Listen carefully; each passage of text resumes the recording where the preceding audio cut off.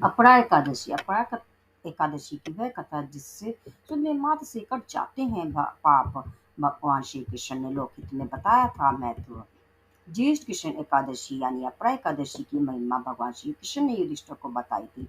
भगवान श्री कृष्ण ने धर्मराज युधिष्ठिर से कहा था कि हे राजन, यह एकादशी दो नामों से जानी जाती है, एक अपरा एकादशी और दूसरी अचला एकादशी। यह एकादशी अपार धन देने वाली है और जो मनुष्य इस एकादशी का व्रत रखते हैं वे संसार में प्रसिद्ध हो जाते हैं।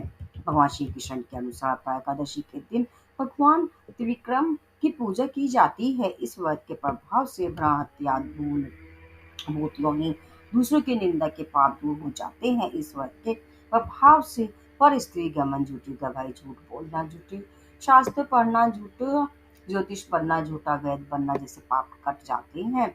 मुरलीधर भगवान श्री कृष्ण के अनुसार जो क्षत्रिय युद्ध से भाग जाते हैं और वह नरगामी होते हैं, लेकिन अपरा एकादशी के व्रत के प्रभाव से ये भी स्वर्ग की प्राप्ति कर सकते हैं। जो मनुष्य गुरु की निंदा करता है वो नरक में के भागी बनते हैं, लेकिन अपरा एकादशी इन्हें ये भी इनके पापों से मुक्त करती है।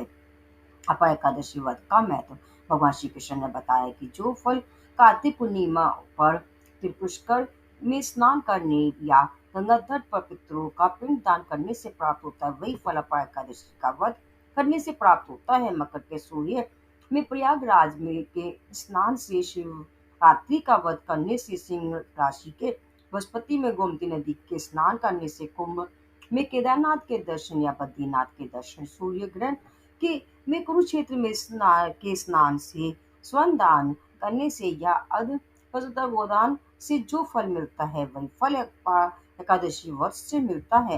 भगवान कृष्ण के अनुसार अपरा एकादशी व्रत पाप रूपी वृक्ष को काटने के लिए कुल्हाड़ी है। अपरा एकादशी व्रत और भगवान का पूजन करने से मनुष्य सब पापों से छूटकर विष्णु लोक को जाता है। अपरा एकादशी की व्रत कथा भगवान कृष्ण ने युधिष्ठिर को एक प्रचलित कथा भी सुनाई जिसे व्रत के दिन साधक को सुनना चाहिए। इसके अनुसार प्राचीन काल में महिधवल नामक एक धर्मात्मा राजा राज्य करता था। उसका छोटा भाई वृषध्वज को अधर्मी और अन्यायी था। वह बड़े भाई से द्वेष रखता था। एक दिन उसने बड़े भाई की हत्या कर दी और उसकी देह एक जंगल में पीपल के पेड़ के नीचे गाड़ दी। अकाल मृत्यु के कारण राजा प्रेत बन गया और उसी पीपल के पेड़ पर रहकर उत्पात करने लगा। एक दिन धौम्य ऋषि उधर से गुजरे। उन्होंने पेड़ पर प्रेत देखा और तब के बल से उसकी कहानी जान ली और उसके उत्पात का कारण समझ लिया। इसके बाद ऋषि ने उसे पीपल के पेड़ से उतारा और परलोक विद्या का उपदेश दिया।